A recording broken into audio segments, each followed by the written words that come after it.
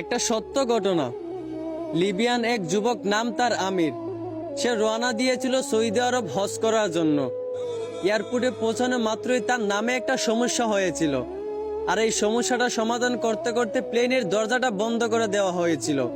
পাইলটকে অনেক রিকোয়েস্ট করা হয়েছিল যে দরজাটা খোলার জন্য, কিন্তু পাইলট দরজা খোলার অনুমতি দিলেন না। অবশেষে আমিরকে রেখেই প্লেন উড়াল দিল। সবাই তখন আমিরকে সান্ত্বনা দিতে লাগলো যে হতাশ হয় না, হয়তো তোমার ভাগ্যে নাই।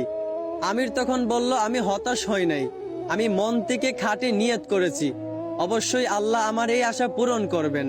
কিছুক্ষণ পর খবর আসলো যে প্লেনে একটা সমস্যা হয়েছে। আবারও প্লেনটা এয়ারপোর্টে ফিরে আসলো। এয়ারপোর্টে আসার পর প্লেনের সমস্যাটা সমাধান করার পর আবারও পাইলটকে রিকোয়েস্ট করা হলো দরজাটা খুলে দেওয়ার জন্য, কিন্তু পাইলট আবারও আমিরকে না নিয়েই প্লেন নিয়ে উড়াল দিল। আবারও সবাই আমিরকে সান্ত্বনা দিতে লাগলো যে হতাশ হয় না, হয়তো তোমার কপালে নাই। আমির আবার বলল, আমি মন থেকে খাঁটি নিয়ত করেছি, আমি হতাশ হইনি, আমি আল্লাহর উপর ভরসা রেখেছি, অবশ্যই আল্লাহ আমার মনের আশা পূরণ করবেন। কিছুক্ষণ পর আবার খবর আসলো প্লেনের মধ্যে আবারও একটা সমস্যা দেখা দিয়েছে। প্লেনটা আবারও এয়ারপোর্টে ফিরে আসলো। আবারও প্লেনটার সমস্যা সমাধান করার পর এবার পাইলট নিজেই বলল, আমির কোথায়, দরজা খুলে দাও। আমিরকে না নিয়ে আমি প্লেন নিয়ে উড়াল দিব না। তারপর প্লেনের দরজা খুলে আমিরকে প্লেনে উঠানো হলো।